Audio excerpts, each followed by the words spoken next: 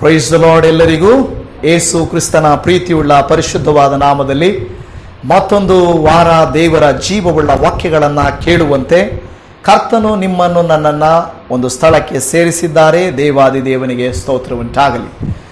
ಪ್ರೀತಿಯ ದೇವಜನವೇ, ನಿಸರ್ಗದಲ್ಲಿ ಬಹಳ ಬಲ, ಶಕ್ತಿ, ಮನುಷ್ಯನಿಂದ ಕಂಟ್ರೋಲ್ ಮಾಡಲಿಕ್ಕೆ ಆಗದೇ ಇರುವಂಥ ಕಾರ್ಯಗಳಿದ್ದಾವೆ. ಅವು ಯಾವುವು ಅಂತ ನಿಮಗೆ ಗೊತ್ತಾ? ನೈಸರ್ಗಿಕ ವಿಕೋಪಗಳು ಎಂದು ಹೇಳ್ತಾರೆ. ಯಾವುದು ಗೊತ್ತದು? ಯಾವುದಂದ್ರೆ ಗಾಳಿ, ನೀರು, ಬೆಂಕಿ. ಓಕೆ, ನೀರು ಮಳೆಯಲ್ಲೇ ಬಂದ್ಬಿಡುತ್ತೆ. ಓಕೆನಾ? ಗಾಳಿ, ನೀರು, ಬೆಂಕಿ. ನೀವು ನೋಡುವಾಗ ಈಗ ಮಧ್ಯಕಾಲದಲ್ಲಿ ಕೇರಳ ರಾಜ್ಯದಲ್ಲಿ ಕೂಡ ನಾವು ನೋಡುತ್ತಾ ಇದ್ದೇವೆ ಪ್ರಕೃತಿ ವಿಕೋಪ. ಆ ಮಳೆಯ ನೀರು ಹರಿಯುವಾಗ ಅದೇ ಸಡನ್ ಆಗಿ ಯಾರು ಕಟ್ಟಡ ಕಟ್ಟಕ್ಕೂ ಇಲ್ಲವೇ ಅಣಕಟ್ಟು ಕಟ್ಟಲಿಕ್ಕೂ ತಡೆಯಲಿಕ್ಕೂ ಸಾಧ್ಯ ಇಲ್ಲ. ಅದು ಊರನ್ನೇ ಬೇಕಾದರೆ ನೀರು ಏನು ಮಾಡ್ಬೋದು? ಒಡ್ಕೊಂಡು ಹೋಗ್ಬೋದು. ಅದು ಸಣ್ಣ ಉದಾಹರಣೆನೇ. ಆದರೆ ಸಮುದ್ರದ ಸುನಾಮಿ ಬಗ್ಗೆ ನಾವು ಕೇಳಿಸ್ಕೊಂಡಿದ್ದೇವೆ. ಆ ಸಮುದ್ರಕ್ಕೆ ಯಾರು ಅಣಕಟ್ಟು ಕಟ್ಟಿ ನಿಲ್ಲಿಸಲಿಕ್ಕೆ ಸಾಧ್ಯ ಇಲ್ಲ. ಕೆರಳಿತು ಅಂದರೆ ಆ ಸುನಾಮಿ ಜನರ ಮೇಲೆ, ಭೂಮಿಯ ಮೇಲೆ ಬಂದು ಹೋಗ್ಬಿಡ್ತದೆ. ಅದೇ ರೀತಿಯಲ್ಲಿ ಗಾಳಿಯನ್ನು ನೀವು ತೆಗೆದುಕೊಂಡ್ರೆ ಸುಂಟ್ರ ಗಾಳಿ. ಸೊ ಕೆಲವು ಸಾರಿ ನಾವು ಅಂದ್ಕೊಳ್ತಾ ಇದ್ವಿ, ಆ ಸುಂಟ್ರ ಗಾಳಿ ಬರ್ತಾ ಇದೆ ಅಂದರೆ ದೆವ್ವ ಬರ್ತಾ ಇದೆಯಪ್ಪ, ಓಡೋಗ್ಬೇಕು ಅಂತ. ಆದರೆ ಅದು ನಾವು ನೋಡಿರೋದು ಸಣ್ಣ ಗಾಳಿ. ಆದರೆ ವಿದೇಶಗಳಲ್ಲಿ ನೀವು ನೋಡಿದ್ರೆ ಆ ಬಿಲ್ಡಿಂಗ್ಗಳನ್ನು ಬೀಳಿಸಿ ಮುಂದಕ್ಕೆ ಹೋಗ್ತಾ ಇರ್ತದೆ. ಅಂತ ಭಯಂಕರವಾದ ಹರಿಕೇನ್ ಅಂತ ಹೇಳಿ ಬಹಳ ಬಿರುಗಾಳಿಯನ್ನು ನೋಡ್ತಾ ಇರ್ತೇವೆ. ಸೊ ನಾನು ಯಾಕೆ ಸಣ್ಣ ಸಣ್ಣ ಉದಾಹರಣೆ ಹೇಳ್ತಾ ಇದ್ದೀನಿ ಅಂತ ಹೇಳಿದ್ರೆ, ಈ ಗಾಳಿಯಾಗಲಿ, ನೀರಾಗಲಿ ಮತ್ತು ಬೆಂಕಿ ಒಂದು ಸಾರಿ ಕಾಡ್ಗಿಚ್ಚು ಅಂಟಿಕೊಂಡಿತ್ತಂದ್ರೆ ಮತ್ತೆ ಅದನ್ನ ತುಂಬಾ ಆರಿಸೋದು ಕಷ್ಟ.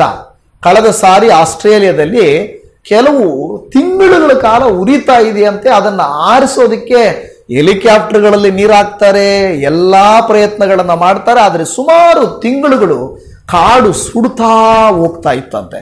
ಆ ಕಾಡಲ್ಲಿ ಎಷ್ಟು ಪ್ರಾಣಿಗಳಿರ್ತವೆ, ಕ್ರಿಮಿ ಕೀಟಗಳು ಇರ್ತವೆ, ಎಷ್ಟೊಂದು ಇರ್ತದೆ, ಎಲ್ಲ ಸುಟ್ಟು ಹೋಗ್ತದೆ. ಅಂದ್ರೆ ಬೆಂಕಿಯ ಮುಂದೆ, ನೀರಿನ ಮುಂದೆ, ಗಾಳಿಯ ಮುಂದೆ ಮನುಷ್ಯನ ಪ್ರಯತ್ನಗಳು ಯಾವುದು ನಿಲ್ಲಲಿಕ್ಕೆ ಸಾಧ್ಯ ಇಲ್ಲ. ಆದರೆ ಬೈಬಲನ್ನು ನಾವು ನೋಡುವಾಗ ಬೈಬಲಲ್ಲಿ ಕೆಲವು ಕಡೆಗಳಲ್ಲಿ ನೀರುಗಳನ್ನು ಕಂಟ್ರೋಲ್ ಮಾಡಿದ್ದು, ಬೆಂಕಿಗಳಲ್ಲಿ ಕೂಡ ಇರುವಂಥದ್ದು, ಗಾಳಿಗಳನ್ನು ಕೂಡ ನಿಲ್ಲಿಸುವಂಥದ್ದನ್ನು ನಾವು ನೋಡ್ತಾ ಇದ್ದೀವಿ. ಹೌದಲ್ವಾ? ಬೈಬಲಲ್ಲಿ ಇದೆಯಾ? ಗಾಳಿಯನ್ನ ಕಂಟ್ರೋಲ್ ಮಾಡಿದ್ದು ಎಲ್ಲಾದ್ರೂ ಇದೆಯಾ? ಯೇಸು ಸ್ವಾಮಿ ಸಮುದ್ರದ ಮೇಲೆ ಪ್ರಯಾಣ ಮಾಡುವಾಗ ಗಾಳಿಗೆ ಏನಂತ ಕೊಡ್ತಾನೆ? ಅಪ್ಪಣೆ ಕೊಡ್ತಾನೆ. ಗಾಳಿಗೂ ಸಮುದ್ರದ ಅಲೆಗಳಿಗೂ ಅಪ್ಪಣೆ ಕೊಡುವಾಗ ಆತನ ಮಾತನ್ನ ಅವು ಕೇಳಿ ಗಾಳಿಯು ತಣ್ಣಗಾಗಿ ಸಮುದ್ರದ ತೆರೆಗಳು ಕೂಡ ಕಡಿಮೆ ಆಗ್ತವೆ. ಇನ್ನೊಂದು ಕಡೆ ನಾವು ನೋಡುತ್ತೇವೆ, ಸಮುದ್ರ ಇಬ್ಬಾಗ ಆಗಿದ್ದು, ನದಿಯು ಯೋರ್ದಾನ್ ನದಿ ನಿಂತು ಹೋಗಿದ್ದು, ಇದನ್ನು ನಾವು ನೋಡ್ತಾ ಇದ್ದೇವೆ. ಬೆಂಕಿ ವಿಷಯವಾಗಿ ಎಲ್ಲಾದ್ರೂ ಬೈಬಲ್ ಬರೆದಿದೆಯಾ? ಬೈಬಲಲ್ಲಿ ಬರೆದಿದೆ. ಎಲ್ಲಿ ಬರೆದಿದೆ? ಬೈಬಲಲ್ಲೇ ಬರೆದಿದೆ ಪಾಸ್ಟ್ರೆ. ಶದ್ರಕ್, ಮೇಷಕ್, ಅಬೇದ್ನೆಗೋರು ಅವರು ಬೆಂಕಿಯಲ್ಲಿ ಹಾಕಿದ್ದು. ಆಮೇಲೆ ಇನ್ನೆಲ್ಲಿ ಅದ್ರಿದೆಯಾ? ಲೋಟನು, ಓಕೆ, ಸೋದೋಮ್ ಗೋಮರ ಪಟ್ಟಣದ ಮೇಲೆ ಅಗ್ನಿ ಗಂಧಕಗಳನ್ನು ಬೀಳಿಸಿದೆ ಹೇಳ್ತಾ ಇದೆ. ಇನ್ನೆಲ್ಲಾದ್ರೂ ಇದೆಯಾ? ಅಬ್ರಾಮನು ಬಲಿ ಕೊಡುವಾಗ ಎಲಿಯನ್ ಏನ್ ಮಾಡ್ತಾನೆ? ಆಕಾಶದಿಂದ ಬೆಂಕಿಯನ್ನ ತರಿಸ್ತಾನೆ. ಓಕೆ, ಈಗ ನಾವು ನೋಡ್ರಿ, ಈ ಒಂದು ಸೃಷ್ಟಿಯಲ್ಲಿ ಈಗ ನಾವು ಕೇಳಿಸ್ಕೊಂಡು ಬೆಂಕಿಗೂ, ನೀರಿಗೂ, ಆ ಗಾಳಿಗೂ ಯಾವುದೇ ತಡೆ ಇಲ್ಲ ಅಂದ್ರೆ, ಆದ್ರೆ ಬೈಬಲಲ್ಲಿ ನಾವು ನೋಡುತ್ತೇವೆ ಅವುಗಳನ್ನ ಕಂಟ್ರೋಲ್ ಮಾಡುವಂತ ಶಕ್ತಿ ದೇವರು ನಮಗೆ ತೋರಿಸಿಕೊಟ್ಟಿದ್ದಾರೆ. ಹಲ್ಲೆಲೂಯಾ. ಹಾಗಾದ್ರೆ ಈಗ ಈಗ ಹಳೆಯ ಒಡಂಬಡಿಕೆಯಲ್ಲಿ ಕೆಲವು ಭಕ್ತರು ಮೋಶೆಯ ಮೂಲಕವಾಗಿ ನೀರು ಭಾಗವಾಯಿತು, ಎಲಿಯನ ಮೂಲಕವಾಗಿ ಬೆಂಕಿ ಬಂತು, ಯೇಸು ಸ್ವಾಮಿಯ ಮೂಲಕವಾಗಿ ಗಾಳಿ ನಿಲ್ತು, ಇದೆಲ್ಲವೂ ನಿಲ್ತು. ಇವತ್ತು ನಮ್ಮ ಕೈಯಲ್ಲಿ ಅದನ್ನ ಮಾಡಕ್ಕಾಗುತ್ತಾ? ನಮ್ಮ ಕೈಯಲ್ಲಿ ಅದನ್ನ ಮಾಡಕ್ಕೆ ಆಗದೇ ಇರಬಹುದು. ಆದರೆ ಅದೇ ಪವರು, ಅದೇ ದೇವರು ಇವತ್ತಿದಾರ? ಇಲ್ಲವೇ ಆವತ್ತು ವಯಸ್ಸಾಗಿದ್ರು ದೇವರು ಇವತ್ತು ವಯಸ್ಸಾಗೋಗ್ಬಿಟ್ಟಿದೆ. ಯಾಕೆಂದ್ರೆ ಒಂದು 3000-4000 ವರ್ಷ ಆಗೋಗ್ಬಿಟ್ಟಿದೆ. ದೇವ್ರಿಗೂ ವಯಸ್ಸಾಗೋಗ್ಬಿಟ್ಟಿದೆ, ಏನ್ ಮಾಡಕ್ಕಾಗುತ್ತೆ ಅಂತ ಹೇಳ್ತಾರ. ಕೆಲವು ಸಾರಿ ಹೇಳ್ತಾರೆ, ವಯಸ್ಸಲ್ಲಿದ್ದಾಗ ನಾನು ಎಷ್ಟು ಮುದ್ದೆ ತಿಂತಾ ಇದ್ದೆ ಗೊತ್ತಾ, ಎಷ್ಟು ರೊಟ್ಟಿ ತಿಂತಾ ಇದ್ದೆ ಗೊತ್ತಾ ನಾನು, ಇವಾಗ ಆಗಲ್ಲ. ಯಾಕೆ? ವಯಸ್ಸಾಗೋಯ್ತಪ್ಪ ಅಂತಾರಲ್ವಾ? ಅದು ಸತ್ಯವಾದ ಮಾತು. ಹಾಗೇನಾದ್ರೂ ದೇವರಿಗೇನಾದ್ರೂ ಶಕ್ತಿ ಕಡಿಮೆ ಆಗಿದೆಯಾ? ದೇವರು ಕಾರ್ಯ ಮಾಡೋದೇನಾದ್ರೂ ಕಡಿಮೆ ಆಗಿದೆಯಾ? ಇಲ್ಲ. ಈಗ ನಾವು ನೋಡ್ಲಿಕ್ಕಿರುವಂತ ವಿಚಾರ ಏನಂದ್ರೆ, ಅಂತ ಭಯಂಕರವಾದಂತ ಕೃತ್ಯಗಳನ್ನ ಮಾಡಿದಾಗಲೂ ಕೆಲವು ಭಕ್ತರುಗಳು, ಸಾಧಾರಣವಾಗಿರುವಂತಹ ಭಕ್ತರುಗಳು, ಆ ಕಾಲದಲ್ಲಿ ಮಾಡಿದಂತ ಭಕ್ತರುಗಳು ಇವತ್ತು ನಾವಿದ್ದೇವೆ. ನಾವು ಅಂದ್ಕೊಳ್ತೇವೆ, ಅಯ್ಯೋ ಬೆಂಕಿಯನ್ನ ತರಿಸೋದಾ, ನೀರನ್ನ ವಿಭಾಗ ಮಾಡೋದಾ, ಗಾಳಿಯನ್ನ ನಿಲ್ಲಿಸೋದಾ, ಅದು ಅಸಾಧ್ಯ ನಮಗೆ ಅಂತ ಅನಿಸ್ಬೋದು. ಆದ್ರೆ ಆ ಮನುಷ್ಯರು ಕೂಡ ಆಗಿದ್ದವರು ಏನೋ ದೊಡ್ಡ ವ್ಯಕ್ತಿಗಳಲ್ಲ, ಅವರು ನಮ್ಮಂತ ಸಾಧಾರಣವಾದ ಜನರೇ. ಹಾಗಾದ್ರೆ ಇವತ್ತು ಆ ಶಕ್ತಿಯನ್ನು ನಾವು ಹೊಂದಿಕೊಳ್ಳುವುದಕ್ಕೆ ನಾವು ಹೇಗೆ ಪ್ರಯತ್ನಿಸಬೇಕು? ಒಂದು ವಾಕ್ಯವನ್ನು ನಾವು ಓದಿಕೊಳ್ಳೋಣ. ಯಾಕೋಬನ ಪತ್ರಿಕೆ 5ನೇ ಅಧ್ಯಾಯ 17ನೇ ವಚನವನ್ನ ನಾವು ಓದಿಕೊಳ್ಳುತ್ತೇವೆ. ಯಾಕೋಬನ ಪತ್ರಿಕೆ 5ನೇ ಅಧ್ಯಾಯ 17ನೇ ವಚನ, ಎಲಿಯನು ನಮ್ಮಂತ ಸ್ವಭಾವವುಳ್ಳವನಾಗಿದ್ದನು, ಅವನು ಮಳೆ ಬರಬಾರದೆಂದು ಬಹಳವಾಗಿ ಪ್ರಾರ್ಥಿಸಲು 3 ವರ್ಷ 6 ತಿಂಗಳವರೆಗೆ ಮಳೆ ಬೀಳಲಿಲ್ಲ. ಏನ್ ಮಾಡ್ದ? ಈಗ ಈ ಎಲಿಯನ ಬಗ್ಗೆ ನಮಗೆ ಗೊತ್ತಿದೆ, ಬೆಂಕಿಯನ್ನ ತರಿಸಿದವನು. ಈಗ ಮಳೆ ಬರಬೇಕು ಅಂತ ಪ್ರಾರ್ಥಿಸ್ತಾ ಇದ್ದಾನೆ, ಬರಬಾರದಂತ ಪ್ರಾರ್ಥಿಸ್ತಾ ಇದ್ದಾನ? ಮೊದಲನೇದಾಗಿ ಹೇಳ್ತಾ ಮಳೆ ಬರಬಾರದೆಂದು ಬಹಳವಾಗಿ ಪ್ರಾರ್ಥಿಸಿದನು. ಯಾಕೆ ಬಹಳವಾಗಿ ಪ್ರಾರ್ಥಿಸಿದನು? ಅದನ್ನ ಗಮನಿಸಬೇಕು. ಯಾಕೆಂದ್ರೆ ಕೆಲವು ಸಾರಿ ದೇವರು ಕ್ಷಣ ಮಾತ್ರದಲ್ಲಿ ನಿನ್ನ ಕಷ್ಟ ಪರಿಹಾರ ಮಾಡುತ್ತಾರೆ, ಕ್ಷಣ ಮಾತ್ರದಲ್ಲಿ ನಿನ್ನ ಹತ್ತಿರ ಇರುತ್ತಾರೆ, ಕ್ಷಣ ಮಾತ್ರದಲ್ಲಿ ನಿನ್ನ ಜೀವಿತ ಮಾರ್ಪಡುತ್ತದೆ. ಈ ರೀತಿಯಾದ ಪ್ರಸಂಗಗಳನ್ನು ಕೂಡ ನಾವು ಕೇಳಿಸ್ಕೊಂಡಿರ್ತೇವೆ. ಅದು ಎಲ್ಲಾ ಸಂದರ್ಭಗಳಲ್ಲಿ ನಡೆಯೋದಿಲ್ಲ. ಆದರೆ ಕೆಲವು ಸಾರಿ ದೇವರು ನಮ್ಮ ನಂಬಿಕೆಯನ್ನ ಪರೀಕ್ಷಿಸುತ್ತಾರೆ, ನಾವು ಕಾಯುವಂತೆ ಮಾಡುತ್ತಾರೆ. ಹೊಂದಿಕೊಳ್ಳುವ ತನಕ ನಾವು ಕೂಡ ಬಿಡದೆ ಪ್ರಾರ್ಥಿಸಬೇಕೆಂದು ಈ ವಾಕ್ಯಗಳು ನಮಗೆ ಕಲಿಸಿಕೊಡುತ್ತಾ ಇದ್ದೇವೆ. ಇವತ್ತು ನಾನು ಹೇಳುತ್ತಿರುವಂತಹ ವಿಚಾರಗಳು, ಹೌದು, ದೇವರು ತಕ್ಕ ಸಮಯದಲ್ಲಿ ಕ್ಷಣ ಮಾತ್ರದಲ್ಲಿ ಮಾಡಬಲ್ಲನು. ಆದರೆ ಕೆಲವು ಸಾರಿ ಬಹಳವಾಗಿಯೂ ಪ್ರಾರ್ಥನೆ ಮಾಡಬೇಕಾಗುತ್ತದೆ. ನಾವು ನೋಡುತ್ತೇವೆ, ಎಲಿಯನು ಆ ಸುಳ್ಳು ಪ್ರವಾದಿಗಳ ಮುಂದೆ ನಿಂತು, ದೇವರೇ ನಿನ್ನ ನಾಮ ಮಹಿಮೆಯಾಗುವಂತೆ ಇವರ ಮುಂದೆ ನೀನು ಪರಲೋಕದಿಂದ ಬೆಂಕಿಯನ್ನ ತರಿಸು ಎಂದು ಹೇಳಿದಾಗ ಬೆಂಕಿ ಏನಾಯಿತು? ಬಂದುಬಿಡ್ತು. ಯಾಕೆಂದ್ರೆ ಬೆಳಿಗ್ಗೆಯಿಂದ ಸಾಯಂಕಾಲದವರೆಗೂ ಸುಳ್ಳು ಪ್ರವಾದಿಗಳು ಅವರ ದೇವರುಗಳನ್ನ ಕೂಗಿ ಸಾಕಾಯಿತು. ಒಂದು ವೇಳೆ ಎಲಿಯನು ಕೂಡ ಮತ್ತೆ ಅವ್ರ ತರ ಬಹಳವಾಗಿ ಪ್ರಾರ್ಥನೆ ಮಾಡಕ್ಕೆ ಸ್ಟಾರ್ಟ್ ಮಾಡಿದ್ರೆ ಅಲ್ಲಿರೋರೆಲ್ಲ ಏನಂತಾರೆ? ನನ್ನ ದೇವರು ಬರಲಿಲ್ಲ, ನಿನ್ನ ದೇವರು ಬರಲಿಲ್ಲ, ಹಾಗಾದ್ರೆ ಈಕ್ವಲ್ ನಾವಿಬ್ರು ಅಂದ್ಬಿಡ್ತಾ ಇದ್ರಲ್ವಾ? ಆದ್ರೆ ಅಲ್ಲಿ ಏನಾಯ್ತು? ಎಲಿಯನು ದೇವರೇ ನಿನ್ನನ್ನ ನೀನು ನಿರೂಪಿಸಿಕೋ ಎಂದಾಗ ಅಲ್ಲಿ ಬಹಳವಾಗಿ ಪ್ರಾರ್ಥಿಸಲಿಲ್ಲ. ಆದ್ರೆ ಎಲಿಯನು ಸ್ಪಷ್ಟವಾಗಿ ನಂಬಿಕೆಯಿಂದ ಧೈರ್ಯವಾಗಿ ದೇವರ ನಾಮ ಮಹಿಮೆಗಾಗಿ ಹೇಳಿದನು. ಅಲ್ಲಿ ಬೆಂಕಿ ಬಂತು.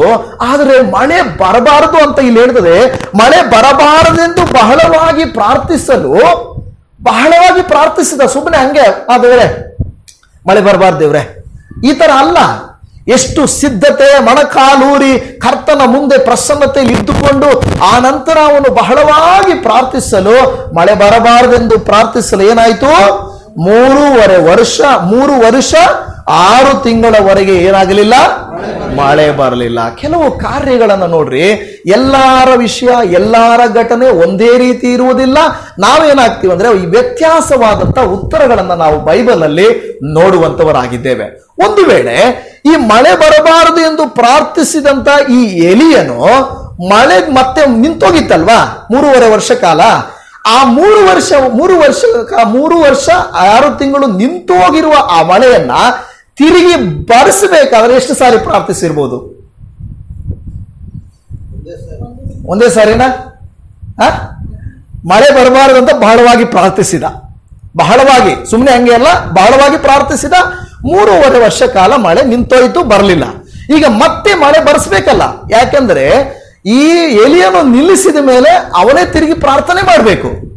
ಆ ರೀತಿಯಾಗಿರುವಾಗ ಮತ್ತೆ ಎಲಿಯನ್ನು ಪ್ರಾರ್ಥಿಸಬೇಕು ಮಳೆ ಬರುವುದಕ್ಕಾಗಿ. ನಾವು ಆ ವಾಕ್ಯ ಭಾಗವನ್ನ ಮೊದಲ ಅರಸರುಗಳ ಗ್ರಂಥ 18ನೇ ಅಧ್ಯಾಯ 43ನೇ ವಚನಕ್ಕೆ ಹೋಗೋಣ.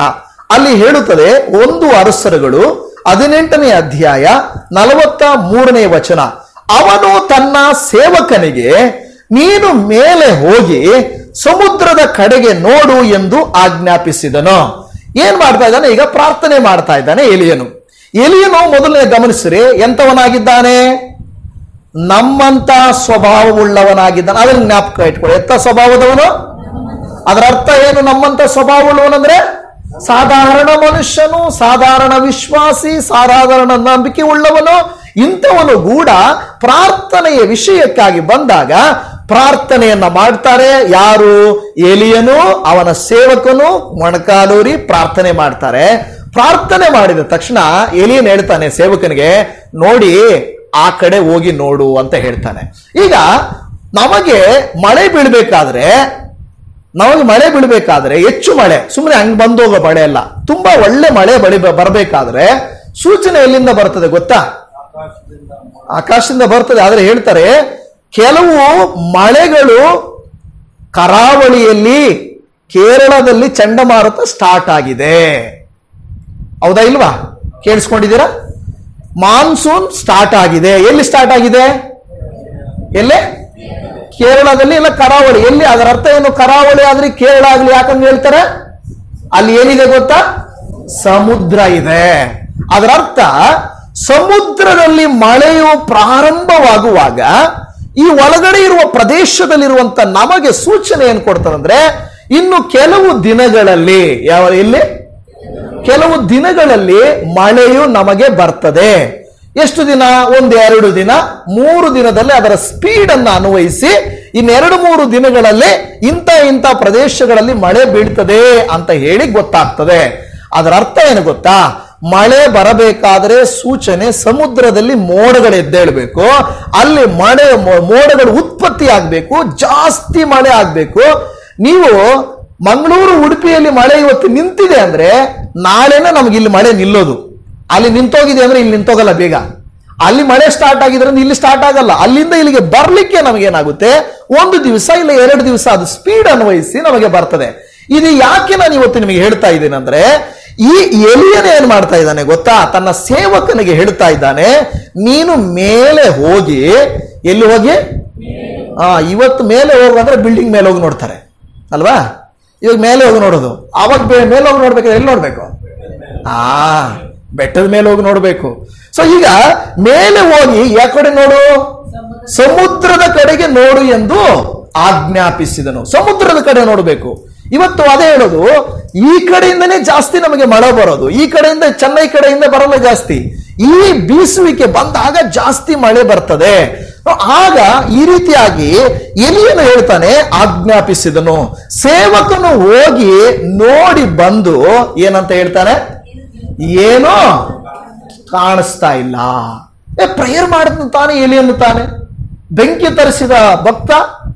ಈಗ ಪ್ರೇಯರ್ ಮಾಡಿ ಹೋಗಿ ನೋಡ್ಕೊಂಬ ಹೋಗು ಅಂತ ಹೇಳಿದ್ರೆ ಹೋಗಿ ನೋಡ್ಕೊಂಡ್ ಬರ್ತಾನೆ. ಅವನು ಹೇಳ್ತಾನೆ, ಇಲ್ಲ ಸ್ವಾಮಿ, ಏನು ಇಲ್ಲ, ಅಲ್ಲಿ ಏನೋ ಇಲ್ಲ. ಸೊ ಆಮೇಲೆ ಏನ್ ಮಾಡ್ತದೆ? ಹೀಗೆ ಅವನನ್ನು ಎಷ್ಟು ಸಾರಿ ಕಳಿಸಿದ? 7 ಸಾರಿ. ಅಂದ್ರೆ ಲಿಫ್ಟ್ ಆನ್ ಮಾಡ್ಕೊಂಡು ಮೇಲೆ ಹೋಗ್ಬಿಟ್ಟು ಬಂದ್ಬಿಡು, ಅಷ್ಟು ಸ್ಪೀಡ್ ಆಗಲ್ಲ.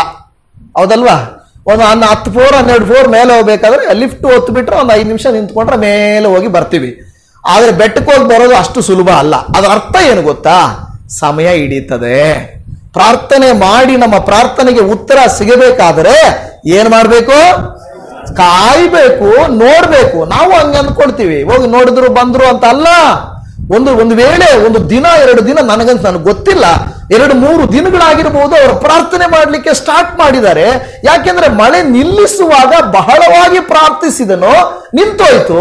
ಆದ್ರೆ ಈಗ ಮತ್ತೆ ಮಳೆ ಬರಬೇಕೆಂದು ಪ್ರಾರ್ಥಿಸುವಾಗ 7 ಸಾರಿ ಹಾಗೆ ಮಾಡಿದ್ನಂತೆ. ಹೋಗಪ್ಪ, ಇವಾಗ ನೋಡ್ಕೊಂಬ ಹೋಗಪ್ಪ.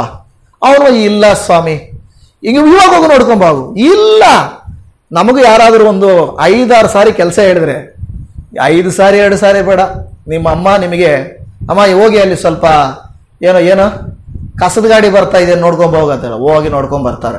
ಓಕೆನಾ? ಇಲ್ಲ ನೀರ್ದು ಏನೋ ಬರ್ತದೆ, ಇಲ್ಲ ಯಾರೋ ಏನೋ ಬರ್ತಾರೆ ನೋಡ್ಕೊಂಬ. 1 ಸಾರಿ ಹೋಗಿ ನೋಡ್ಕೊಂಡ್ ಬರ್ತೀವಿ. ಇಲ್ಲ, ಇನ್ನೊಂದ್ ಸಾರಿ ಹೋಗಿ ನೋಡ್ಕೊಂಬಾಗು. ಇಲ್ಲ ಅಂತ ಹೇಳಿದೆ ತಾನೆ. 3ನೇ ಸಾರಿ ಬೇಕಾದ್ರೆ ನೀನು ನೋಡ್ಬಾಗು, ನಾನು ಹೋಗಲ್ಲ. ಎಷ್ಟು ಸಾರಿ ಹೋಗೋದು? 1 ಸಾರಿ 2 ಸಾರಿ ಹೋಗೋದು. ಅಂದ್ರೆ ನಮಗೇನಾಗ್ಬಿಡುತ್ತೆ? ನಿರಾಸಕ್ತಿ ಬಂದ್ಬಿಡುತ್ತೆ.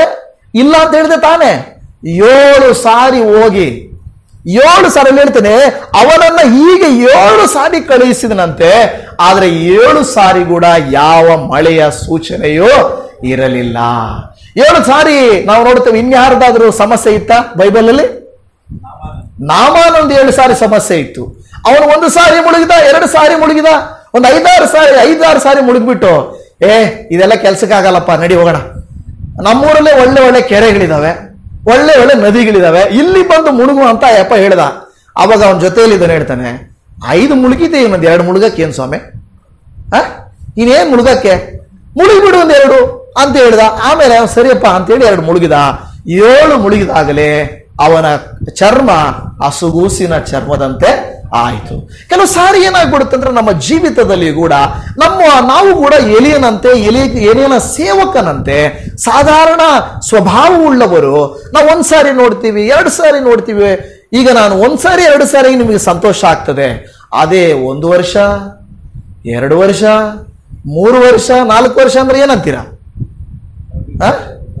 ಇಲ್ಲ ಇಲ್ಲ ಇಲ್ಲ, ಈ ಚರ್ಚಲ್ಲಿ ಪವರ್ ಇಲ್ಲ, ಬೇರೆ ಚರ್ಚ್ಗೆ ಹೋಗೋಣ. ಇಲ್ಲ ಇಲ್ಲ ಇಲ್ಲ, ಈ ಪಾಸ್ಟರ್ ಸರಿ ಇಲ್ಲ, ಈ ಪಾಸ್ಟರ್ ಪವರ್ ಇಲ್ಲ, ಇನ್ನೊಂದು ಪಾಸ್ಟರ್ ಹತ್ರ ಹೋಗೋಣ. ದೇವರೊಬ್ಬನೇ. ಆದ್ರೆ ಆ ರೀತಿಯಾಗಿ ನಾವೇನ್ ಮಾಡ್ತೀವಿ, ಚರ್ಚ್ ಮಾರ್ಪಡಿಸಿದ್ರು ನಮ್ಗೆ ಅದ್ಭುತ. ನಿಮಗೆ 7ನೇ ವರ್ಷ 6ನೇ ವರ್ಷ 5ನೇ ವರ್ಷ ದೇವರು ಉತ್ತರ ಕೊಡ್ಬೇಕಂತ ತೀರ್ಮಾನಿಸಿದರೆ ನಾನು ಬೇಗ ಅದನ್ನೇನು ಮಾಡಕ್ಕಾಗಲ್ಲ. ಎಲಿಯನಂತವನಿಗೆ ಕೂಡ ಎಷ್ಟು ಪ್ರಾರ್ಥನೆ ಮಾಡಿದ್ರು ಕೂಡ ಏನೂ ಕಾಣಿಸ್ತಾ ಇಲ್ಲ. ಆದ್ರೆ ಆ ನಂತರ ಏನ್ ಮಾಡ್ತಾರೆ, ಆಮೇಲೆ 1 ಸಾರಿ ತಿರುಗೂ ಪ್ರಾರ್ಥನೆ ಮಾಡ್ತಾರೆ. ಹಲ್ಲೆಲೂಯಾ. ಪ್ರಿಯ ದೇವಜನವೇ, ನಾವು ಅಷ್ಟೇನೆ ನಮ್ಮ ಜೀವಿತದಲ್ಲಿ ಕೆಲವು ವರ್ಷಗಳು ದಿನಗಳು ನಮ್ಗೆ ಒಪ್ಪಿಗೆನೆ. 7 ಸಾರಿ ಪ್ರಾರ್ಥನೆ ಮಾಡೋದು ನಮಗೆ ಸ್ವಂತ ತೊಂದರೆ ಇಲ್ಲ. ಆದರೆ ವರ್ಷಗಳು ಕಾಯ್ಬೇಕು ದೇವರಲ್ಲಿ ಅಂತ ಹೇಳಿದಾಗ ತುಂಬಾ ನೋವಾಗುತ್ತದೆ. ಅನೇಕ ಜನರು ಬೈಬಲ್ ಅಲ್ಲಿ ಏನಕ್ಕಾಗಿ ಕಾಯ್ತಾ ಇದ್ರು? ಗರ್ಭಫಲಕ್ಕಾಗಿ ಕಾಯ್ತಾ ಇದ್ರು, ಸಾಲ ಇದ್ದದಿಂದ ಬಿಡುಗಡೆಗಾಗಿ ಕಾಯ್ತಾ ಇದ್ರು, ಕೆಟ್ಟು ಹೋಗಿರುವವರು ಮತ್ತೆ ದೇವರ ಕಡೆಗೆ ಬರುವುದಕ್ಕಾಗಿ ಕಾಯ್ತಾ ಇದ್ರು. ಹೌದಲ್ವಾ? ಕೆಟ್ಟು ಹೋಗಿರುವಂತ ತಪ್ಪಿ ಹೋದ ಮಗನು ಹೊರಟೋಗಿದ್ದಾನೆ, ಅವರಪ್ಪ ಕಾಯ್ತಾ ಇದ್ದಾನೆ, ನನ್ನ ಮಗ ಮತ್ತೆ ಹಿಂತಿರುಗಿ ಬರ್ತಾನೆ. ಹೇಳ್ತಾನೆ, ಆ ತಪ್ಪಿ ಹೋದ ಕುಮಾರನು ಹಿಂತಿರುಗಿ ಬರುವಾಗ ತಂದೆಯು ಅವನನ್ನು ನೋಡಿ ಓಡಿ ಹೋದನು ಅಂತ ಹೇಳ್ತಾರೆ. ಅದರ ಅರ್ಥ ಪ್ರತಿ ಸಾರಿ ನನ್ನ ಮಗ ಇವತ್ತು ಬರ್ತಾನೇನೋ, ನಾಳೆ ಬರ್ತಾನೇನೋ, ಇನ್ನೊಂದು ದಿವಸ ಬರ್ತಾನೇನೋ ಅಂತ ಹೇಳಿ ಅವನು ಕಾಯ್ತಾ ಇದ್ದಿರ್ಬೋದಲ್ವಾ? ಇಲ್ಲಾಂದ್ರೆ ಹೆಂಗ್ ಗೊತ್ತಾಗ್ತದೆ ತನ್ನ ಮಗನ ಬರ್ತಾ ಇರೋದು?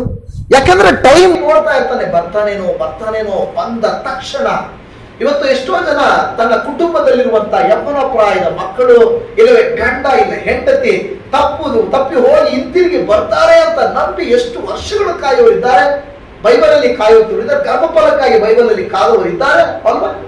ಅದ್ಭುತಗಳನ್ನ ಕಾಣ್ಲಿಕ್ಕೆ ಕಾದವರಿದ್ದಾರೆ. ಸಾಲದಲ್ಲಿ ಇದ್ದಂತ ಎಲಿಷನ ಸೇವಕನ ಹೆಂಡತಿಯು ಕಾಯ್ತಾ ಇದ್ಲು, ನನ್ನ ಸಾಲ ಯಾವಾಗ ತೀರ್ತದೋ ಅಂತ. ಆದ್ರೆ ಎಲಿಷನು ಬಂದು ಆಕೆ ಎಣ್ಣೆಯನ್ನ ಹೇಳ್ತಾಳೆ, ನೀನು ಎಣ್ಣೆಯನ್ನ ಹಾಕಿ ನೀನು ಮಾರು, ಆಮೇಲೆ ನಿನ್ನ ಸಾಲ ತೀರ್ತ. ಅಲ್ಲಿವರೆಗೂ ಆಕೆ ಕಾಯ್ಬೇಕಾಗಿತ್ತು. ಬೈಬಲ್ ಅಲ್ಲಿ ಎಲ್ಲ ಉದಾಹರಣೆಗಳು ನಮಗೆ ಬೈಬಲ್ ಅಲ್ಲಿ ಕೊಡಲ್ಪಟ್ಟಿದೆ. ನಾವು ಕೂಡ ಕೆಲವು ವರ್ಷಗಳು ಕೆಲವು ಸಾರಿ ಕಾಯ್ಬೇಕಾಗ್ತದೆ.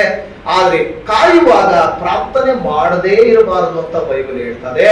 ಪ್ರಾರ್ಥನೆ ಅಂದ್ರೆ ಏನು ಗೊತ್ತಾ? ದೇವರ ಹತ್ರ ಕೇಳಿಕೊಳ್ಳುವುದು, ದೇವರ ಹತ್ರ ನಂಬಿಕೆ ಇಡೋದು. ನಾವೇನಾಗ್ಬಿಡುತ್ತೆ ಅಂದ್ರೆ ಅನೇಕ ಸಾರಿ ಕೆಲವು ಸಾರಿ ಸೋತು ಹೋಗ್ಬಿಡ್ತೇವೆ. ಯಾಕೆಂದ್ರೆ ನಮ್ಮ ಸ್ವಭಾವ ಮನುಷ್ಯ ಸ್ವಭಾವ ಅಲ್ವಾ?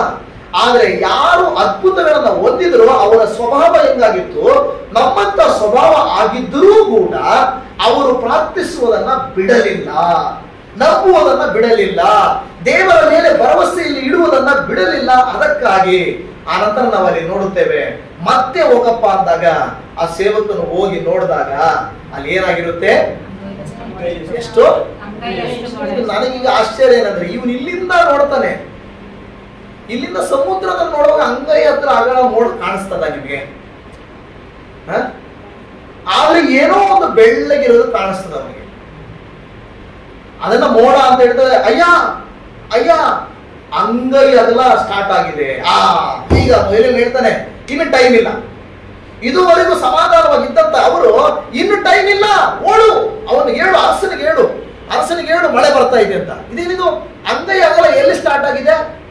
ಸಮುದ್ರದಲ್ಲಿ ಸ್ಟಾರ್ಟ್ ಆಗಿದೆ. ಆದ್ರೆ ಇವನು ಹೇಳ್ತಾನೆ ಟೈಮ್ ಇಲ್ಲ. ಪ್ರಿಯ ದೇವಜನವೇ, ಕೆಲವು ಸಾರಿ ಮೋಡ ಇಲ್ಲದೇ ಇರುವಾಗ ಓಕೆ, ಮೋಡಗಳು ಆದ್ರೆ ಮಳೆ ಬರುವುದು ತುಂಬಾ ಬೇಗನೆ ಬಂದ್ಬಿಡುತ್ತೆ. ಹೌದು, ದೂರದಲ್ಲಿದ್ರೆ ಆಗ್ತದೆ. ಈಗ ನಿಮಗೆ ಮೋಡ ಬಂದ್ಬಿಟ್ಟಿದೆ, ಕಪ್ಪಗೆ ಹಾಕ್ಬಿಟ್ಟಿದೆ ಅಂತ ತಿಳ್ಕೊಳ್ಳಿ. ಆ ಮಳೆ ಬರೋದಕ್ಕೆ ಎಷ್ಟು ಅವರ್ ಬರುತ್ತಾ? ಬೇಕಾಗ್ತದೆ? ಅವರ್ಸ್ ಬೇಕಾ? ಇಲ್ಲ, ಕೆಲವು ಸಾರಿ ಬೇಗನೆ ಬಂದ್ಬಿಡ್ತದೆ. ನಾನು ನಿನ್ನೆ ದಿನದಲ್ಲಿ ನಾನು ಒಂದು ದೇವರಲ್ಲಿ ಬಿಟ್ಟು ಆ ಕಡೆ ತುಂಬಾ ಮೋಡ ಕವಿದಿತ್ತು. ನನಗೆ ಗೊತ್ತಿತ್ತು ಮೋಡ ಸಿಕ್ಕಾಕೊಡ್ತೀನಿ ಮಳೆಗಂತ. ಎಷ್ಟು ಸ್ಪೀಡ್ ಆಗಾದ್ರೆ ಅಷ್ಟು ಸ್ಪೀಡ್ ಹೋಗ್ತಾ ಇದ್ದೀನಿ. ಕೊನೆಗೆ ಒಂದು ಚೂರು ನಾನು ಸಿಕ್ಕಾಕೊಂಡೇ ಹೊರತು ಮಳೆಗಿಂತ ಸ್ಪೀಡ್ ಹೋಗೋಕೆ ಆಗಲ್ಲ. ಕೆಲವು ಸಾರಿ ಸಿಕ್ಕಾಕೊಂಡೇ ಬಿಡ್ತೀವಿ. ಅಂದ್ರೆ ಆ ರೀತಿಗೆ ಆಗ್ತದೆ. ಆದ್ರೆ ಕೆಲವು ಕಾರ್ಯಗಳು ನಮ್ಮ ಜೀವಿತದಲ್ಲಿ ಕಾಯ್ತಾ ಕಾಯ್ತಾ ಕಾಯ್ತಾ ಕಾಯ್ತಾ ಇರ್ತವೆ. ಉದಾಹರಣೆಗೆ ಸಿಂಪಲ್ ಆದ ಉದಾಹರಣೆ ಹೇಳ್ತೇನೆ. ಒಂದು ತಾಯಿ ಗರ್ಭವನ್ನ ಧರಿಸ್ತಾಳೆ. ಗರ್ಭ ಧರಿಸಿದ ತಕ್ಷಣ ಹೆರಿಗೆ ಆಗಲ್ಲ, ಹೌದಲ್ವಾ? ಆದ್ರೆ 6 ತಿಂಗಳು, 7 ತಿಂಗಳು, 8 ತಿಂಗಳು, 9 ತಿಂಗಳು ಪೇನ್ ಸ್ಟಾರ್ಟ್ ಆಯ್ತು ಅಂದ್ರೆ ಇನ್ನೆಷ್ಟು ತಿಂಗಳು ಇರ್ತದೆ? ಪೇನ್ ಸ್ಟಾರ್ಟ್ ಆದ್ರೆ ದಿನಗಳೆಲ್ಲ ಇಲ್ಲ, ಗಂಟೆಗಳು ಅಲ್ವಾ?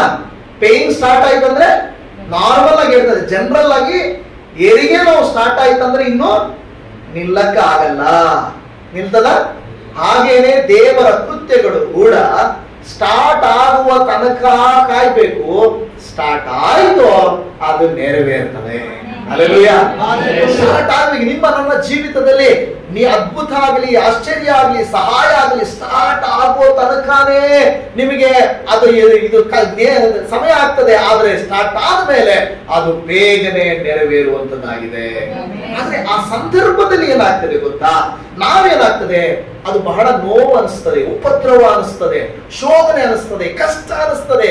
ನನ್ನ ಕೈಯಲ್ಲಿ ಆಗಲ್ಲ, ಇನ್ನು ಆಗಲ್ಲ. ಎಷ್ಟೋ ಜನರು ನೀವು ನಾನು ಅಂದ್ಕೊಡ್ತೇವೆ, ಇಲ್ಲ ಆಗಲ್ಲ, ಇನ್ಮೇಲೆ ನಾನು ಪ್ರಾರ್ಥನೆನೂ ಮಾಡಲ್ಲ, ಇನ್ಮೇಲೆ ನಾನು ನಂಬೋದಿಲ್ಲ, ಏನಿದ್ರೆ ಅದಾಗೋಗ್ಲಿ ಹೋಗಪ್ಪ, ನಿರುತ್ಸಾಹಕ್ಕೆ ಒಳಗಾಗ್ತೇವೆ. ಅಂತ ಸಂದರ್ಭದಲ್ಲಿ ದೇವರ ವಾಕ್ಯವು ನಮಗೆ ಧೈರ್ಯ ಪಡಿಸುತ್ತದೆ. ರೋಮಾಪುರದವರಿಗೆ ಬರೆದ ಪತ್ರಿಕೆ 12ನೇ ಅಧ್ಯಾಯ 12ನೇ ವಚನದಲ್ಲಿ ಹೇಳುತ್ತದೆ. ರೋಮ 12:12 ಕ್ರೈಸ್ತರು ನಿರೀಕ್ಷಿಸುವ ಮಹಾ ಪದವಿಯನ್ನ ನೆನೆಸಿ ಉಲ್ಲಾಸವಾಗಿರ್ರಿ, ಉಪದ್ರವದಲ್ಲಿ ಸೈರಣೆ ಉಳ್ಳವರಾಗಿರ್ರಿ, ಬೇಸರಗೊಳ್ಳದೆ ಪ್ರಾರ್ಥನೆ ಮಾಡಿರಿ. ಉಪದ್ರವದಲ್ಲಿ ಸೈರಣೆ ಉಳ್ಳವರಾಗಿರಿ. ಯೇಸು ಸ್ವಾಮಿ ತನ್ನ ವಾಕ್ಯದಲ್ಲಿ ಹೇಳ್ತಾ ಇರೋದು, ನಿಮ್ಮ ಕಷ್ಟ, ನಿಮ್ಮ ಸಾಲ, ನಿಮ್ಮ ಅನಾರೋಗ್ಯ, ನಿಮ್ಮ ಕೈ ಬಿಡಲ್ಪಟ್ಟಂತ ಸ್ಥಿತಿ, ನಿಮ್ಮ ಬಲಹೀನತೆಯ ಸಂದರ್ಭದಲ್ಲಿ ಸಹಿಸಿಕೊಳ್ಳಿರಿ. ಅದನ್ನ ಸಹಿಸಿಕೊಳ್ಳೋದು ಮಾತ್ರ ಅಲ್ಲ, ಅಲ್ಲಿ ಹೇಳ್ತಾ ಇರೋದು ಬೇಸರಗೊಳ್ಳದೆ ಏನ್ ಮಾಡ್ಬೇಕಂತೆ? ಪ್ರಾರ್ಥನೆ ಮಾಡ್ಬೇಕು ಅಂತ ದೇವರ ವಾಕ್ಯ ಹೇಳ್ತಾ ಇದೆ. ಹಲ್ಲೆಲೂಯಾ. ಇವತ್ತು ಪ್ರಿಯ ದೇವಜನವೇ, ಬೈಬಲ್ ಅಲ್ಲಿ ನಾವು ನೋಡುತ್ತೇವೆ, ಇನ್ನೊಂದು ಘಟನೆಯಲ್ಲಿ ನಾವು ನೋಡುತ್ತೇವೆ. ಎಲೀಷನು ಒಂದು ಮನೆಗೆ ಹೋಗ್ತಾನೆ, ಆ ಮನೆಯಲ್ಲಿ ವಾಸವಾಗಿರ್ತಾನೆ. ಆ ಮನೆಯಲ್ಲಿರುವಂತ ತಾಯಿ ಮಗನನ್ನ ಕಳ್ಕೊಂಡ್ಬಿಡ್ತಾಳೆ, ಸತ್ತೋಗ್ಬಿಡ್ತಾನೆ. ಗೊತ್ತಿದೆಯಲ್ಲ ಘಟನೆ? ಸತ್ತೋಗ್ಬಿಡ್ತಾನೆ, ಮಗು ಸತ್ತೋಗ್ಬಿಡ್ತಾನೆ. ಆವಾಗ ತಾಯಿ, ಅಯ್ಯ ನನ್ನ ಮಗು ಸತ್ತೋಯ್ತು, ನಾನು ಏನ್ ಮಾಡ್ಲಿ, ನನ್ನ ಮಗುನ ಬದುಕಿಸ್ಕೊಡು, ನನ್ನ ಮಗು ಬದುಕಿಸ್ಕೊಡು ಅಂತ ಕೇಳುವಾಗ ಇವನೇ ಮಾಡ್ತಾನೆ, ಇಷ್ಟನು ಆ ಮಗುವನ್ನ ಮೇಲಂತಿಗೆ ತೆಗೆದುಕೊಂಡು ಹೋಗ್ತಾನೆ. ಮೇಲಂತಿಗೆ ತೆಗೆದುಕೊಂಡು ಹೋಗಿ ಆ ಮಗುವನ್ನ ಇಟ್ಟು ಪ್ರಾರ್ಥನೆ ಮಾಡ್ತಾನೆ. ಬೋರ್ಲು ಬೀಳ್ತಾನೆ, ಮೇಲೆ ಬೀಳ್ತಾನೆ, ಪ್ರಾರ್ಥನೆ ಮಾಡ್ತಾನೆ. ಉತ್ತರ ಬರ್ಲಿಲ್ಲ, ಬಿಡ್ಲಿಲ್ಲ. 2ನೇ ಸಾರಿ ಪ್ರಾರ್ಥನೆ ಮಾಡಿದನು, ಆಗ್ಲೂ ಪ್ರಾರ್ಥನೆ ಮಾಡಿ ಮಗುವನ್ನು ಎಬ್ಬಿಸಿ ನೋಡ್ತಾನೆ, ಇಲ್ಲ. 3ನೇ ಸಾರಿ ಕೂಡ ಪ್ರಾರ್ಥನೆ ಮಾಡಿ ಎಬ್ಬಿಸಲಿಕ್ಕೆ ನೋಡ್ತಾನೆ. ಆ 3ನೇ ಸಾರಿ ಏನಾಗುತ್ತೆ, ಆ ಮಗುವು ಜೀವಂತವಾಗಿ ಎದ್ದೇಳ್ಬಿಡ್ತಾನೆ. ಹಲ್ಲೆಲೂಯಾ. ಒಂದು ವೇಳೆ ನಾನೊಂದು ಪ್ರಶ್ನೆ ಕೇಳ್ತಾ ಇದ್ದೇನೆ, ಈಗ 3 ಸಾರಿ ಪ್ರಾರ್ಥನೆ ಮಾಡಿದಾಗ ಎಲೀಷನ ಮಗು ಬದುಕಲಿಲ್ಲ, ಹಾಗಾದ್ರೆ ಎಲೀಷನ ಬಿಟ್ಬಿಡ್ತಾ ಇದ್ನ? ಬಿಟ್ಬಿಡ್ತಾ ಇಲ್ಲ. ಯಾಕೆಂದ್ರೆ ಮತ್ತೆ ಕೂಡ ಪ್ರಾರ್ಥನೆ ಮಾಡ್ತದ. ಇದು ನಮಗೇನು ತಿಳಿಸ್ಕೊಡ್ತದಂದ್ರೆ, ಉತ್ತರ ಸಿಗುವ ತನಕ ನಾವೇನ್ ಮಾಡ್ಬೇಕು? ಪ್ರಯತ್ನ, ಪ್ರಾರ್ಥನೆಯನ್ನು ಮಾಡ್ತಾನೇ ಇರ್ಬೇಕು.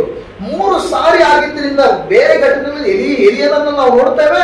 ಅವನು ಬಹಳವಾಗಿ ಪ್ರಾರ್ಥಿಸಿದನು, 7 ಸಾರಿ ನೋಡಂತ ಹೇಳಿದನು, ಅನೇಕ ಸಾರಿ ಪ್ರಯತ್ನ ಮಾಡಿದ್ರು. ಯೇಸು ಸ್ವಾಮಿ ಕೆಲವರನ್ನ ಬದುಕಿಸಿದ್ರಲ್ವಾ? ಲಾಜರನನ್ನ ಬದುಕಿಸಿದ್ರು.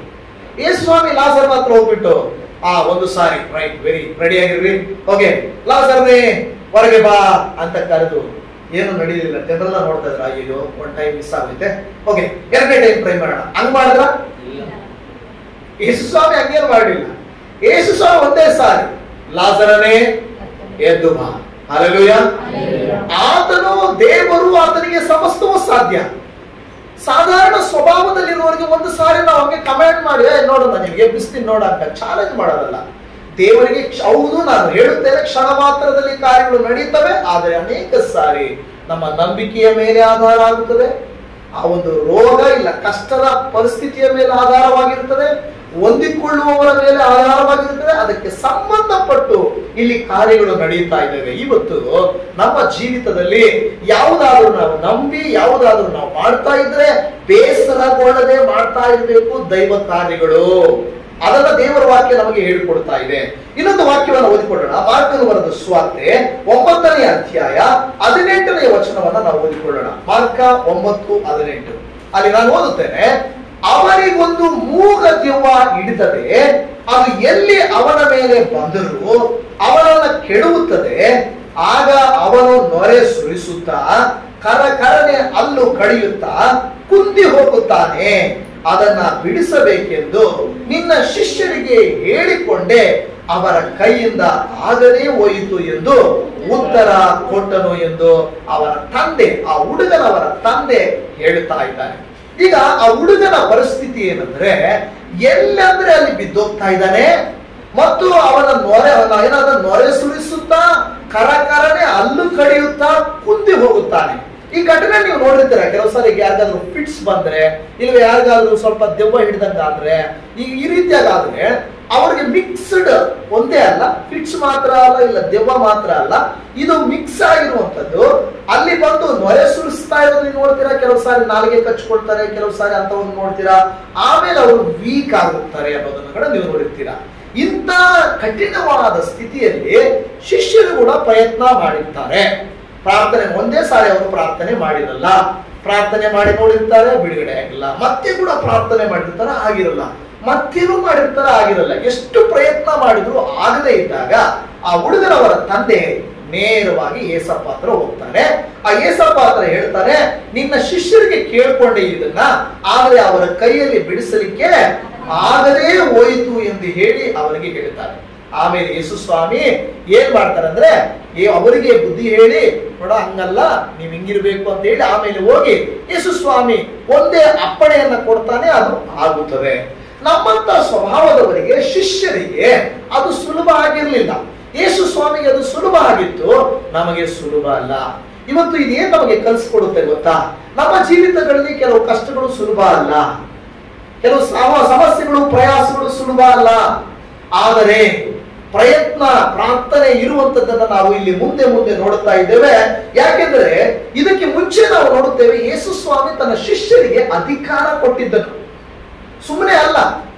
ಯೇಸು ಸ್ವಾಮಿ ನೀವು ಮಾರ್ಕ 6:7 ನೋಡುವುದಾದ್ರೆ, ಇದರ ಹಿಂದಿನ ಅಧ್ಯಾಯ 6ನೇ ಅಧ್ಯಾಯ 7ನೇ ವಚನದಲ್ಲಿ ನೀವು ನೋಡಿದ್ರೆ, ಆತನು ಹಳ್ಳಿ ಪಳ್ಳಿಗಳನ್ನ ಸುತ್ತಿಕೊಂಡು ಉಪದೇಶ ಮಾಡುತ್ತಾ ಬಂದನು ಮತ್ತು 12 ಮಂದಿ ಶಿಷ್ಯರನ್ನು ಹತ್ತಿರಕ್ಕೆ ಕರೆದು ಅವರನ್ನ ಇಬ್ಬಿಬ್ಬರಾಗಿ ಕಳಿಸಲಾರಂಭಿಸಿ ಇದನ್ನು ಕಳಿಸುವಾಗ ಅವರಿಗೆ ದೆವ್ವಗಳ ಮೇಲೆ ಅಧಿಕಾರ ಕೊಟ್ಟನು ಅಂತ ಹೇಳ್ತಾನೆ. ಎಲ್ಲಿ? 6ನೇ ಅಧ್ಯಾಯದಲ್ಲಿ ಹೇಳಿದೆ. ದೇವರ ಅಧಿಕಾರ ಕೊಟ್ಟು ಕಳಿಸಿದ್ದಾನೆ. ಆದರೆ ಮನುಷ್ಯ ಸ್ವಭಾವವಲ್ವಾ, ದೇವರ ಯೇಸು ಸ್ವಾಮಿಯ ರೀತಿಯಲ್ಲಿ ನಮಗೆ ಆ ನಂಬಿಕೆ ಯಾವಾಗಲೂ ಇರಲ್ಲ. ಎಂತ ಗಟ್ಟಿ ವಿಶ್ವಾಸಿ ಆಗಿರಲಿ, ಕೆಲವು ಸಾರಿ ನಮ್ಮ ನಂಬಿಕೆ ಕುಗ್ಗು ಬಿಡುತ್ತದೆ. ಎಷ್ಟೇ ನಾವು ಬಲವಾಗಿದ್ರೂ ಕೂಡ ಕೆಲವು ಸಾರಿ ನಮಗೆ ಅನಿಸ್ತದೆ, ಅಯ್ಯೋ ಏನಪ್ಪ ಇಷ್ಟು ವರ್ಷ ದೇವರು ಚೆನ್ನಾಗಿ ನಡೆಸ್ಕೊಂಡು ಬಂದ, ಇವಾಗ ಮಾತ್ರ ಏನಪ್ಪ ಈ ತರ ಆಗ್ತಾ ಇದೆ ಅಂತ ನಮಗೆ ಅನಿಸ್ಬಿಡುತ್ತದೆ. ಬಲಹೀನ ಆಗ್ತೇವೆ, ಯಾಕೆಂದ್ರೆ ನಾವು ಮನುಷ್ಯ ಸ್ವಭಾವದವರು. ಆದರೂ ದೇವರ ವಾಕ್ಯ ಹೇಳೋದೇನಂದ್ರೆ, ಅಂತ ಪರಿಸ್ಥಿತಿಗಳಲ್ಲಿ ನಾವು ಏನಾಗ್ಬೇಕಂದ್ರೆ ಬಲವಾಗಿ ನಿಲ್ಲಬೇಕು, ಧೈರ್ಯವಾಗಿ ನಿಲ್ಲಬೇಕು, ನಂಬಿಕೆಯಲ್ಲಿರಬೇಕು ಎಂಬುದನ್ನು ನಾವು ನೋಡ್ತಾ ಇದ್ದೇವೆ. ಇವತ್ತು ನನ್ನ ಪ್ರಿಯ ದೇವ ಜನರೇ, ಈ ಎಲ್ಲಾ ಘಟನೆಗಳಲ್ಲಿ ನಾವು ನೋಡುವಾಗ ಒಂದು ಸ್ಪಷ್ಟವಾಗುತ್ತದೆ, ನಾವು ಸಾಧಾರಣ ಮನುಷ್ಯರೇ. ಆದರೆ ನಮ್ಮ ದೇವರು ಅಸಾಧಾರಣವಾಗಿರುವ ಕಾರ್ಯಗಳನ್ನ ನಮಗೆ ಮಾಡುತ್ತಾರೆ, ಬಿಡುಗಡೆಯನ್ನ ಕೊಡುತ್ತಾರೆ. ಆದರೆ ಈ ಯಾವುದೇ ಭಕ್ತರುಗಳು ಕೂಡ ಬಿಟ್ಟು ಬಿಡಲಿಲ್ಲ, ಅವರ ನಂಬಿಕೆಯನ್ನ ಬಿಟ್ಟು ಬಿಡಲಿಲ್ಲ. ನಾವು ನೋಡುತ್ತೇವೆ, ಮೋಶೆಯು ಕೆಂಪು ಸಮುದ್ರದ ಮುಂದೆ ಇದ್ದಾಗಲೂ, ಎಲಿಯನು ಬೆಂಕಿಯನ್ನ ತರಿಸುವಾಗಲೂ, ಬೇರೆಯವರು ಅದ್ಭುತಗಳನ್ನು ನಡೆಸುವಾಗಲೂ ನಂಬಿಕೆಯಿಂದಲೇ ಇದ್ದರು. ಬೆಂಕಿಗೆ ಹಾಕಲ್ಪಡುವುದಕ್ಕಿಂತ ಮುಂಚೆ ಶದ್ರಕ್ ಮೇಷಕ್ ಅಬೇದ್ನೆಗೋರು ಏನಂತ ಹೇಳಿದ್ರು ಅರಸನ ಹತ್ರ? ಏನಂತ ಹೇಳಿದ್ರು? ಅರಸನೇ, ಏನಾದ್ರು ನಿನಗೆ ಇದು ಗೊತ್ತಿರಲಿ, ನಮ್ಮ ದೇವರು ನಿಮ್ಮ ಕೈಯಿಂದ ನಮ್ಮನ್ನ ಬಿಡಿಸಲಿಕ್ಕೆ ಶಕ್ತ. ಅವರ ಸ್ಟೇಟ್ಮೆಂಟ್ ಅಂದ್ರೆ ಅವರ ದೃಢವಾದ ನಂಬಿಕೆ ಏನಾಗಿತ್ತು? ಫಸ್ಟ್ ವರ್ಷ ಹೇಳ್ತದ್ದು, ಅವ್ರಿಗೆ ಅನುಮಾನ ಇಲ್ಲ. ಫಸ್ಟ್ ಮಾತು ಅವ್ರು ಹೇಳ್ತದ್ದು ಏನಂದ್ರೆ, ನಮ್ಮ ದೇವರು ನಿಮ್ಮ ಕೈಯಿಂದ ನಮ್ಮನ್ನ ಬಿಡಿಸಲಿಕ್ಕೆ ಶಕ್ತನು. ಆ ನಂತರ ಗ್ಯಾಪ್ ಇರ್ತದೆ, ನಾವು ಹಂಗೆ ಓದ್ಬಿಡ್ತೀವಿ. ಬೈಬಲ್ ಹಂಗಿದೆ, ನಾವು ಹಂಗೆ ಓದ್ಬಿಡ್ತೀವಿ. ಅದರ ಅರ್ಥ ಅವ್ರು ಹಂಗೆ ಹೇಳಿಲ್ಲ, ನಮಗೆ ನಂಬಿಕೆ ಇದೆ ಅರಸನೆ. ಅವಾಗ ಅರಸ ಕೇಳಿರ್ಬೋದು, ಏನಪ್ಪ ಹೇಳ್ತಾ ಇದ್ರ? ಅದು ಬೆಂಕಿ ಸ್ವಾಮಿ, ಅದು ಬೆಂಕಿ, ಸುಮ್ಮನೆ ಅಲ್ಲ. ಬೆಂಕಿಗೆ ಬಿದ್ದರೆ ಏನು ಇರ್ತಾರ ಮನುಷ್ಯರು? ಇರಲ್ಲ. ಬೆಂಕಿಗೆ ಅಡ್ಡ ಯಾವುದೂ ಇಲ್ಲ, ಸುಟ್ಟಾಕ್ಬಿಡ್ತದೆ. ಅಂತ ನಿಮ್ಮನ್ನ ಯಾರು ಕಾಪಾಡ್ತಾರೆ? ಆವಾಗ ಅವ್ರು ಹೇಳಿರ್ಬೋದು, ಡಿಸ್ಕಷನ್ ಆಗಿ, ನೋಡ್ರಪ್ಪ ಇನ್ನೊಂದ್ಸರಿ ಯೋಚನೆ ಮಾಡ್ರಿ, ನೀವು ಒಳ್ಳೆ ಹುಡುಗರು ನನ್ಗೆ ಗೊತ್ತು ನೀವು ಯಾರಂತ, ದಯಮಾಡಿ ಯೋಚನೆ ಮಾಡಿ. ಅರಸರು ಕೇಳಿರ್ಬೋದು ಅವ್ರನ್ನ. ಆದ್ರೆ ಅವ್ರು ಹೇಳ್ತಾರೆ, ಇಲ್ಲ, ನಮ್ಮ ದೇವರು ನಮಗೆ ದೃಢ ಇದೆ, ನಮ್ಮ ದೇವರು ನಿನ್ನ ಕೈಯಿಂದ ಬಿಡಿಸ್ತಾರೆ. ಅಂದ್ರೆ ಬೆಂಕಿಯಿಂದ ನಮ್ಮನ್ನು ದೇವರು ಬಿಡಿಸಲಿಕ್ಕೆ. ಆಮೇಲೆ ನೋಡಿ, ಈಗ ಕೊನೆಯಲ್ಲಿ ನಂದಿಸ್ತು ನೋಡಿ, ಈಗ ಆಗ್ತೀವಿ. ಈಗ ಎಲ್ಲಾದ್ರೂ ಇಲ್ಲ ಅಂದ್ಬಿಟ್ರೆ, ಇದನ್ನ ಅಡ್ಡ ಬಿದ್ರೆ ನೀವು, ನಿಮಗೆ ಸೇಫು, ನಿಮ್ಮನ್ನ ಹಾಕಲ್ಲ. ಇಲ್ಲ. ಆವಾಗ ಅವ್ರು ಹೇಳ್ತಾರೆ, ಒಂದು ವೇಳೆ ನೀವು ನಮ್ಮನ್ನ ಬೆಂಕಿಯಲ್ಲಿ ಹಾಕಿದ್ರೂ ಕೂಡ ನಿಮಗಿದು ಗೊತ್ತಿರ್ಲಿ, ನಾವು ಈಗಲೂ ಅದಕ್ಕೆ ನಾವು ಅಡ್ಡ ಬೀಳೋದಿಲ್ಲ. ಅಲ್ಲವ್ಯ ಹೇಳಿದ್ರೆ, ನಾವು ಅದಕ್ಕೆ ಅಡ್ಡ ಬೀಳುವುದಿಲ್ಲ, ನಿಮಗೆ ಇದು ಗೊತ್ತಿರ್ಲಿ, ನಾವು ಅಡ್ಡ ಬೀಳುವುದಿಲ್ಲ ಅಂತ ಹೇಳಿದ್ರು. ಆ ನಂತರ ಅವರು ಎತ್ಕೊಂಡು ಬೆಂಕಿಯಲ್ಲಿ ಹಾಕಿದ್ದನ್ನ ನಾವು ನೋಡ್ತಾ ಇದ್ದೇವೆ. ಆ ಬೆಂಕಿಯಲ್ಲಿ ಹಾಕಿದಾಗ ಆಗ ದೇವರು ಅದ್ಭುತವನ್ನ ಮಾಡ್ತಾರೆ. ಬೆಂಕಿಗೆ, ಅದಕ್ಕೆ ಹೇಳುದು, ದೇವರಿಗೆ ಬೆಂಕಿಯ ಮೇಲೇನೂ ಅಧಿಕಾರ ಇದೆ. ಹಲ್ಲೆಲೂಯ. ನೀರುಗಳ ಮೇಲೇನೂ ಅಧಿಕಾರ ಇದೆ. ಆದ್ರಿಂದ ದೇವರು ನಮ್ಮನ್ನ ಬೇಕಾದ್ರೆ ಆತನು ಬೆಂಕಿಯಿಂದಲೂ ನೀರಿನಿಂದಲೂ ಆತನು ನಮ್ಮನ್ನ ಕಾಪಾಡಬಲ್ಲನೆ ಎಂಬುದನ್ನು ಮಾತ್ರ ನಾವು ತಿಳ್ಕೊಳ್ತಾ ಇದ್ದೇವೆ. ಇವತ್ತು ನಮ್ಮ ನಂಬಿಕೆ ಹೇಗಿದೆ? ನಮಗೆ ಇವತ್ತು ಬೆಂಕಿಯನ್ನ ದೇವರು ನಿಲ್ಲಿಸಲಿಕ್ಕೆ ಹೇಳ್ತಾ ಇಲ್ಲ, ಮಳೆಯನ್ನ ನಿಲ್ಲಿಸಲಿಕ್ಕೆ ಹೇಳ್ತಾ ಇಲ್ಲ, ಸಮುದ್ರನ ಇಬ್ಬಾಗ ಮಾಡಕ್ಕೆ ಹೇಳ್ತಾ ಇಲ್ಲ. ಆದರೆ ದೇವರು ಹೇಳ್ತಾ ಇದ್ದಾನೆ, ನೀವು ಎಲಿಯನಂತೆ ಸಾಧಾರಣದವರಾದರೂ ಕೂಡ ನಂಬಿಗಸ್ತರಾಗಿ ನೀವು ಇರುವುದಾದರೆ, ದೇವರು ಹೇಳ್ತಾನೆ, ಅದೇ ಕಾರ್ಯಗಳನ್ನ ನಿಮ್ಮ ಜೀವಿತದಲ್ಲಿರುವ ಕಷ್ಟಗಳಿಗೆ ನೀವು ಅಪ್ಪಣೆ ಕೊಡಬಹುದು, ಎದುರಿಸಬಹುದು, ಜಯಿಸಬಹುದು ಅಂತ ಹೇಳ್ತಾ ಇದ್ದಾರೆ. ಹಾಲೆಲೂಯ. ಇವತ್ತು ಆದ್ರಿಂದ ನನ್ನ ಪ್ರಿಯ ದೇವಜನವೇ, ಈ ಉದಾಹರಣೆಗಳನ್ನೆಲ್ಲ ದೇವರು ನಮಗೆ ಯಾಕೆ ಕೊಟ್ಟಿದ್ದಾನೆ ಗೊತ್ತಾ? ಯಾಕೆಂದರೆ ನಾವು ಅಂತ ಪರಿಸ್ಥಿತಿಗಳೇನಾದ್ರೂ ಆದು ಬರುವಾಗ, ಇಂಥ ಕಠಿಣವಾದಂತ ಪರಿಸ್ಥಿತಿಗಳು, ಉದಾಹರಣೆಗೆ ನಾನು ಹೇಳುತ್ತೇನೆ, ನೀರುಗಳು ಅಂತ ಹೇಳುವಾಗ ಉಸಿರುಗಟ್ಟಿದಂತ ವಾತಾವರಣ. ನೀರಲ್ಲಿ ನಾವು ಇರಕ್ಕಾಗಲ್ಲ. ಇರ್ತೀವ? ನೀರಲ್ಲಿದ್ರೆ ಏನಾಗ್ತೀವಿ? ನಾವು ಸತ್ತೋಗ್ತೀವಿ, ಉಸಿರುಗಟ್ಟಿ ಸತ್ತೋಗ್ಬಿಡ್ತೀವಿ. ಕೆಲವು ಜೀವಿಗಳು ನೀರಲ್ಲೇ ಉಸಿರಾಡ್ತವೆ, ಆದ್ರೆ ನಾವು ನೀರು ಆಗಲ್ಲ. ಕೆಲವು ಸಾರಿ ನಮ್ಮ ಜೀವಿತ ಹಂಗಿರ್ತದೆ, ಉಸಿರು ಕಟ್ಟದಂಗಿರ್ತದೆ. ಕೆಲವು ಸಾರಿ ಏನ್ ಮಾಡ್ಬೇಕು ಗೊತ್ತಾಗಲ್ಲ. ಕೆಲವರು ಅನಾರೋಗ್ಯ ಆಗಿ ಕೆಲವ್ರಿಗೆ ಏನಾಗ್ತದೆ, ಉಸಿರು ಕಟ್ಬಿಡ್ತದೆ, ಉಸಿರಾಟ ಮಾಡಕ್ಕಾಗಲ್ಲ.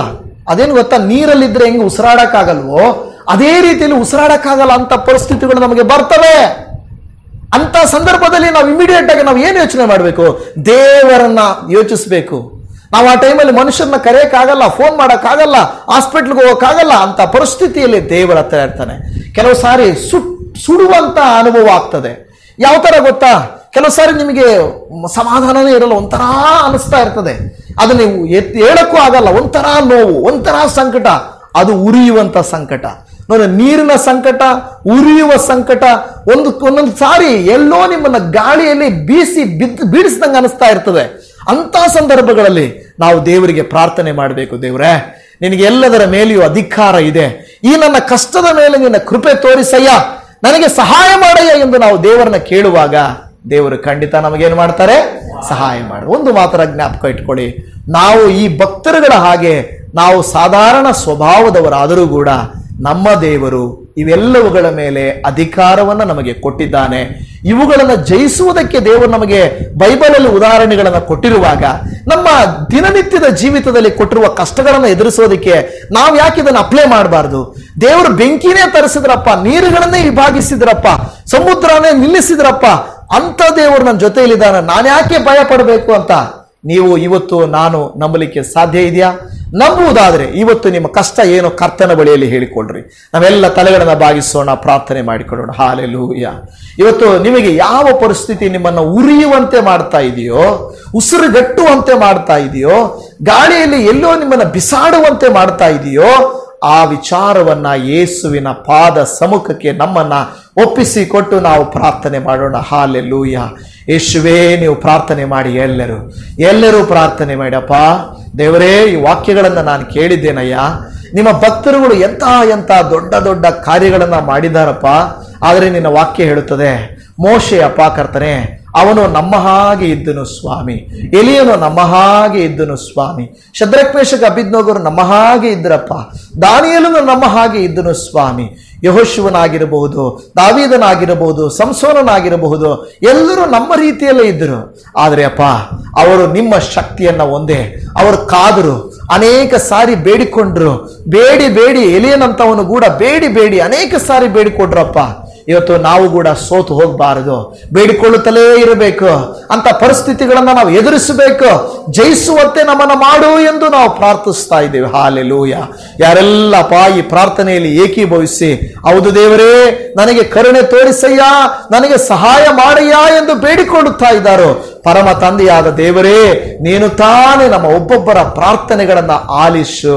ಇವತ್ತು ಬೇಡುವಾಗ ಇವರ ಕುಟುಂಬಗಳಲ್ಲಿ, ವೈಯಕ್ತಿಕ ಜೀವಿತಗಳಲ್ಲಿ, ಸಭೆಗಳಲ್ಲಿ, ಸೇವೆಗಳಲ್ಲಿ, ನಾವು ನೋಡುವಂತ ಜನಗಳಲ್ಲಿ ಅನೇಕ ಹೋರಾಟಗಳನ್ನ ನಾವು ಎದುರಿಸ್ತಾ ಇದ್ದೇವೆ. ಅಪ್ಪ, ನಾವು ನಂಬಿದಾತನನ್ನ ನಾವು ಬಲ್ಲೆವಪ್ಪ. ನೀವು ಒಳ್ಳೆ ಕಾರ್ಯಗಳನ್ನ ಮಾಡಬಲ್ಲಿರಿ ಸ್ವಾಮಿ. ನೀವು ಒಂದು ಮಾತು ಹೇಳಿದ್ರೆ ಸಾಕು, ಅದು ನಡೀತದೆ ಸ್ವಾಮಿ. ನಮಗೆ ಅದು ಕಷ್ಟವಾಗಿರಬಹುದು, ಆದರೆ ಕೊನೆಯ ತನಕ ನಾವು ಬಿಡದೆ ಅದನ್ನ ಮಾಡುವಾಗ ನೀನು ಅದ್ಭುತವನ್ನ ಮಾಡಲಿಕ್ಕೆ ಶಕ್ತನಾಗಿದ್ದೀ. ಸ್ತೋತ್ರ ಏಸಪ್ಪ. ನಮಗೆ ಬಲವನ್ನ ಕೊಡು, ನಂಬಿಕೆಯನ್ನ ಕೊಡು, ಧೈರ್ಯವನ್ನ ಕೊಡು. ಈ ಲೋಕದಲ್ಲಿರುವಾಗ ನಿನ್ನ ಶಕ್ತಿಯನ್ನ ನಾವು ಕರ್ತನೇ ಅನುಭವ ಮಾಡುವುದಕ್ಕೆ ಸಹಾಯ ಮಾಡಿ ಎಂದು ನಾವು ಪ್ರಾರ್ಥನೆ ಮಾಡ್ತಾ ಇದ್ದೇವೆ ಸ್ವಾಮಿ. ನಿನಗೆ ಸ್ತೋತ್ರ, ನಿನಗೆ ವಂದನೆ ಸ್ವಾಮಿ. ಈ ಪ್ರಾರ್ಥನೆಯಲ್ಲಿ ಏಕೀಭವಿಸಿದಂತೆ ನಮ್ಮೆಲ್ಲರನ್ನ ಆಶೀರ್ವದಿಸು. ಆರೋಗ್ಯ, ಸಮಾಧಾನ, ಸಾಲದಿಂದ ಬಿಡುಗಡೆ, ಕಷ್ಟಗಳಿಂದ ಬಿಡುಗಡೆ, ಒಂಟಿತನದಲ್ಲಿ ನಮಗೆ ಸಹಾಯ, ಎಲ್ಲವನ್ನ ನೀನು ನಮಗೆ ಮಾಡಿಕೊಡುತ್ತಿ ಎಂದು ನಾವು ನಂಬುತ್ತಾ ಇದ್ದೇವೆ. ಎಲ್ಲ ಸ್ತುತಿ, ಘನ, ಮಾನ, ಮಹಿಮೆ ನಿನಗೆ ಮಾತ್ರ ಸಲ್ಲಿಸುತ್ತಾ ಈ ಪ್ರಾರ್ಥನೆಯನ್ನು ನಮ್ಮನ್ನು, ನಮ್ಮ ರಕ್ಷಕನು, ಒಡೆಯನು, ನಮಗೆ ಸಹಾಯಕನು, ಸರ್ವಶಕ್ತನೂ ಆಗಿರುವಂತ ನಮ್ಮ ಕರ್ತನಾದ ಯೇಸುವಿನ ನಾಮದಲ್ಲಿ ಪ್ರಾರ್ಥಿಸುತ್ತೇವೆ ತಂದೆಯೇ. ಆಮೇನ್, ಆಮೇನ್, ಆಮೇನ್.